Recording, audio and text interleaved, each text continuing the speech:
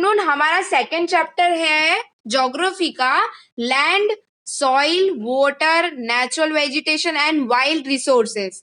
ठीक है, तो लैंड से सब क्या समझते हैं? मतलब जमीन है ना, जमीन है तो उसमें सॉइल तो होगा ही होगा, है ना। फिर उसके बाद में नेचुरल वाटर, वाटर तो एसेंशियल है। फिर उसके बाद में natural vegetation and wild life resources हम ये देखेंगे। अब तो आपको इसमें इस चैप्टर में लैंड क्या है, उसकी इंपॉर्टेंस क्या है, सॉइल क्या है, उसके क्या इंपॉर्टेंस है ना, वाटर क्या है, उसका क्या इंपॉर्टेंस है, नेचुरल वेजिटेशन क्या चीज है, ये वाइल्ड लाइफ रिसोर्सेस क्या चीज है, इन सब चीजों के बारे में आपको इस चैप्टर के अंदर बताया गया। आप जैसे जैसे पढ़ते जाओगे वैसे वैसे आपको समझ में आता जाएगा।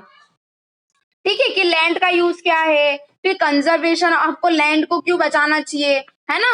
सॉइल क्या है, सॉइल का यूज क्या है ना, सॉइल के फैक्टर्स क्या है, कैसे सॉइल आता है। फिर उसके बाद में सॉइल को कैसे कंजर्व किया जाएगा अगर वो यूजफुल है तो। ठीक है, तो एक स्मॉल विलेज है Tanzania, Africa, Mamba, gets up very early in the morning to fetch water. She has to walk a long way and return after a few hours.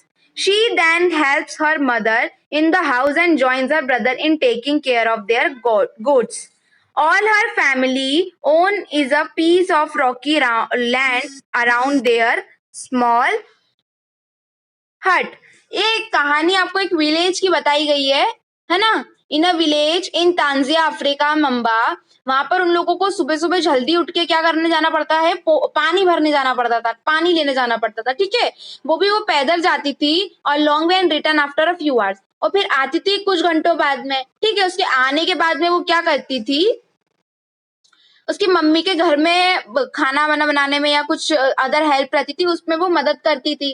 ठीक है, फिर उसके बाद में उसके भाई की मतलब बकरियां जो थी उनकी केयर करने में हेल्प करती थी। ऑल और family owns in a piece of rocky land around their small hut. उनके जो घर था वो, मतलब उनका जो घर था, उनका कैसा घर था, मतलब सबके आसपास क्या था, पथरीली जगह थी, है ना। मम्बाज आफ्टर मम्बा जो है उसके जो फादर है कैन बियरली लैंड अराउंड नहीं, can barely grow some maize and beans on its after toiling hard. उन्होंने क्या किया, उन्होंने बीन्स, मेज, ये सब चीजें क्या करी, उगाना चालू की। ठीक है, this is not enough to feed their family for whole year. क्या था, ये इतना काफी नहीं था, है ना, कि उनकी जो फैमिली है वो पूरे साल भर यही सब चीजें खाए। ठीक है, Peter live in a heart of the sheep rearing region in New Zealand where his family runs a wool processing factory. Peter जो है वो क्या करता था, शीप की रियरिंग करता था, कहाँ पर, न्यूजीलैंड में। ठीक है, जहां पर उसकी फैमिली भी यही सब प्रोसेस करती थी। ठीक है, every day when he returned from school, Peter watches his uncle taking care of their sheep. जब पीटर जो था वो हर दिन जब स्कूल से आता था तब वो देखता था कि उसके जो अंकल है वो क्या कर रहे हैं, शीप की केयर कर रहे हैं। ठीक है, this sheep yard is situated on a wide grassy plain with hills in the far distance. जो उनका जहां पर मतलब इन सबको रखा जाता है, उन्होंने देखा कि वो हिल्स के एरिया पे था। ठीक है, जहां पर ग्रासी प्लेन मतलब आपकी ग्रास थी और ये सब चीजें थी। ठीक है, it is managed in a scientific way using the latest technology. वो क्या करते थे, इन सबको मैनेज कैसे करते थे, टेक्नोलॉजी से, जो भी लेटेस्ट टेक्नोलॉजी आई हुई है उससे वो लोग ये सब चीजें मैनेज करते थे। ठीक है, Peter's family also grows vegetable through organic farming. वो क्या करते थे, पीटर की जो फैमिली थी वो भी क्या करती थी, फार्मिंग करती थी। ठीक है, Mamba and Peter stay in two different parts of the world and led very different lives. मतलब कि मम्बा और पीटर की हम लोगों ने दो स्टोरी देखी, उन दोनों स्टोरी में हम लोगों ने क्या देखा कि वो दोनों के दोनों डिफरेंट पार्ट्स में रहते हैं।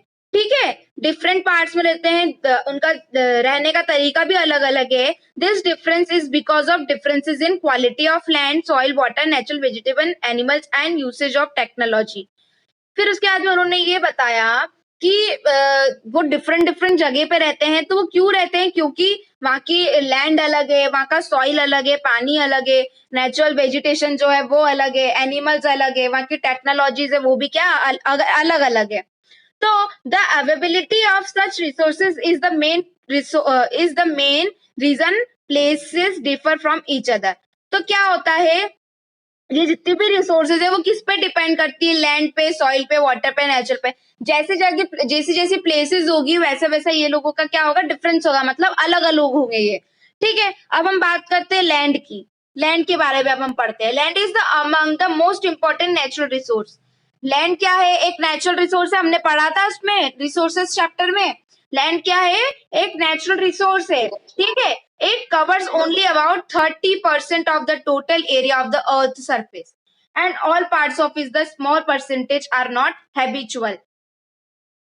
अब इसके अंदर क्या बताया आपको कि जो अर्थ का कितना 30% जो टोटल एरिया है अर्थ का, है ना, वो क्या है? किससे कवर है ना? जी. और फिर बाकी का जो कुछ परसेंट, जो स्मॉल परसेंटेज जो एरिया है वहां पर जीवन जो है वो सर्वाइवेबल नहीं है. ठीक है, the uneven distribution of population in different parts of the world is mainly due to varied characteristics of land and climate.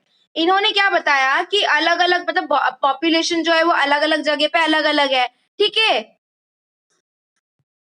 क्योंकि वहां की लैंड और क्लाइमेट जो है वो वहां पर क्या करता है? वेरिड करता है, मतलब बदलता रहता है. ठीक है, the rugged topography, steps, slopes of the mountain, low lying areas susceptible to water,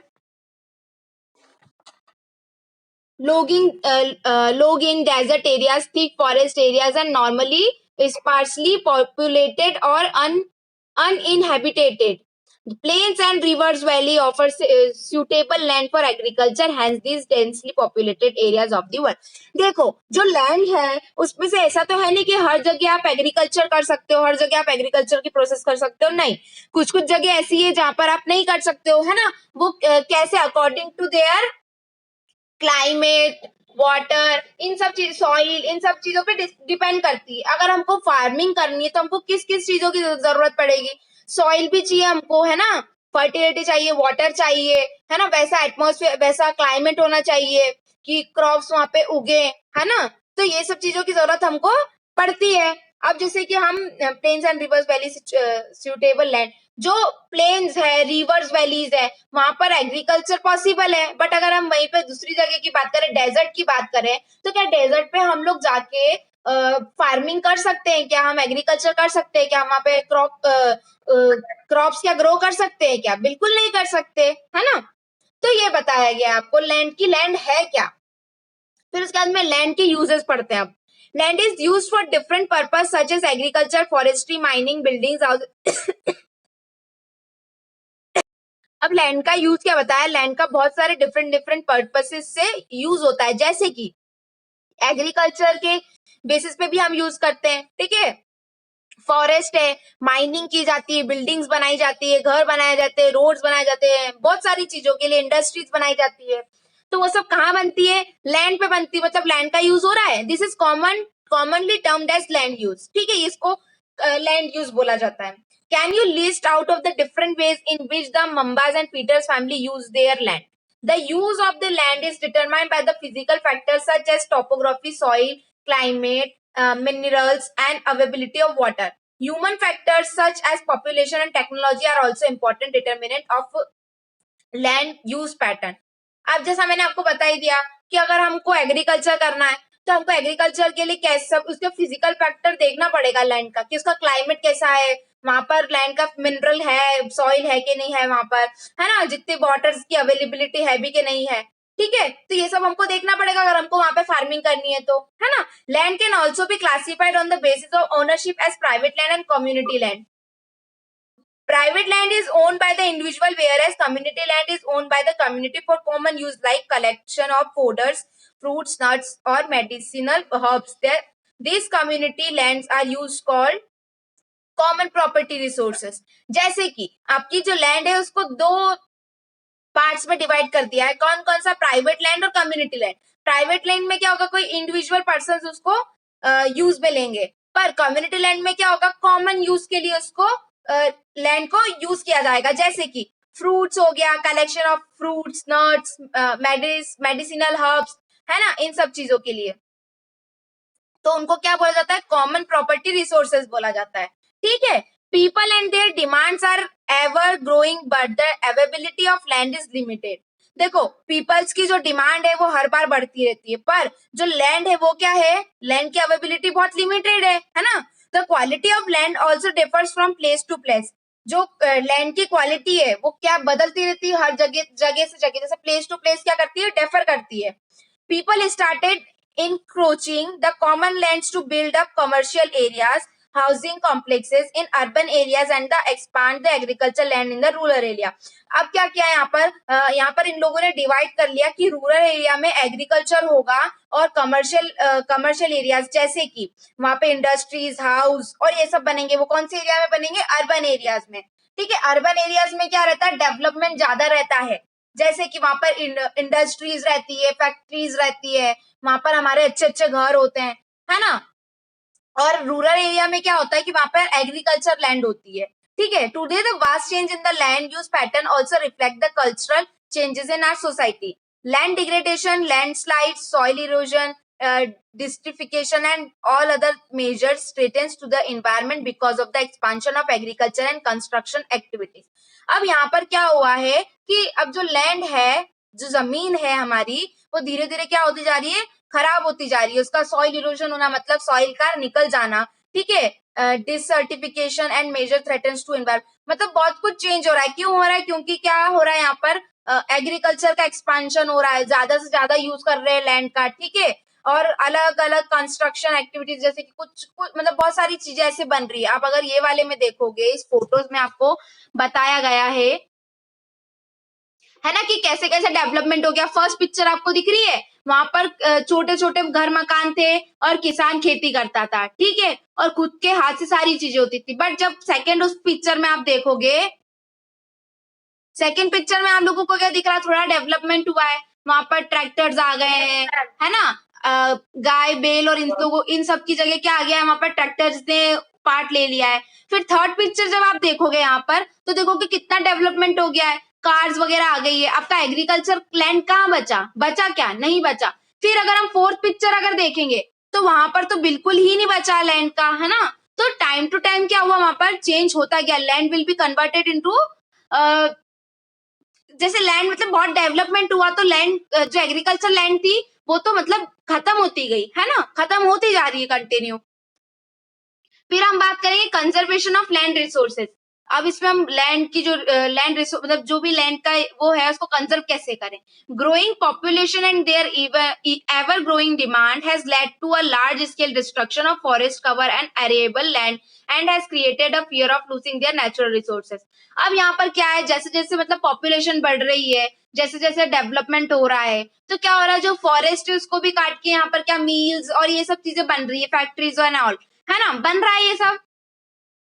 तो वहां पर लैंड तो कम होती जा रही है, मतलब वहां पर हम लोग क्या कर रहे हैं, हमारी चीजें वहां पर डेवलप करते जा रहे हैं, ग्रो करते जा रहे हैं हमारी डिमांड के हिसाब से. Therefore the present rate of degradation of land must be check. Afforestation, land reclamation, regulated use of chemical pesticides and fertilizers, and checks on the overgrazing are some of the common method to use the conserve land resources. इसके अंदर आपको ये बताया गया है कि जो land को हम लोग कैसे कंजर्व करें. तो हम लोगों को एफॉरेस्टेशन करना है, मतलब हम लोगों को पेड़ की कटाई नहीं करनी है, हमको फॉरेस्ट खत्म नहीं करना है ना. फिर हम लोगों को जितना हो सके हम लोग फर्टिलाइजर्स का यूज कम करें, केमिकल पेस्टिसाइड्स का यूज कम करें, है ना, जिससे कि हमारी जो लैंड है वो बच सके. इतना आया किसी को? इतने में किसी को कोई डाउट है? तो हमने क्या पढ़ा, हमने लैंड, हम लोगों को ये बताया गया इस चैप्टर में कि हमको लैंड का यूज क्या है, इसको क्यों कंजर्व करना. अगर हम लैंड का यूज क्या है, लैंड क्या एक नेचुरल रिसोर्स है ना. अब उसके अंदर अगर हम धीरे धीरे आप लोगों ने देखा कि जैसे जैसे डेवलपमेंट हुआ वैसे वैसे चीजें क्या हो गई, चेंज होती गई। लैंड जो एग्रीकल्चर लैंड थी वो बिल्कुल ही खत्म होके क्या बन गया है, बिल्कुल डेवलप्ड कंट्री बन गई है, बिल्कुल डेवलप्ड लैंड बन गई है ना। बिल्डिंग्स ही बिल्डिंग्स है वहां पर, देखा जाए रोड बन गई, सड़कें बन गई और सब चीजें बन गई। तो वहां पर इतना डेवलपमेंट हो गया कि जो एग्रीकल्चर के लिए लैंड थी वो कन्वर्ट काई में हो गई, बिल्कुल डेवलप्ड हो गई ना। वो तो आ रहा है समझ में।